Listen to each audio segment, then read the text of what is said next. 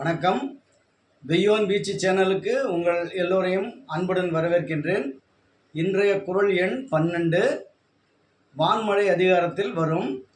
துப்பார்க்கு துப்பாய துப்பாகி துப்பார்க்கு துப்பாய தூவும் மழை. இதுதாங்க இன்றைய குறள். துப்பார் அப்படின்னா உண்பவர்கள் அப்படின்னு பொருளுங்க. துப்பு அப்படின்னா உணவு அப்படின்னு அர்த்தங்க.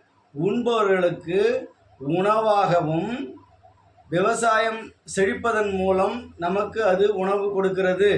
வான்மழையே அது உணவாகவும் ஆகிறது. இதுதாங்க இன்றைய குறளுடைய விளக்கம். There is an English version for this குறள். See, this rainwater gives us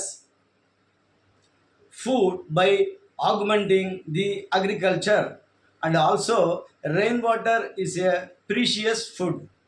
Thank you.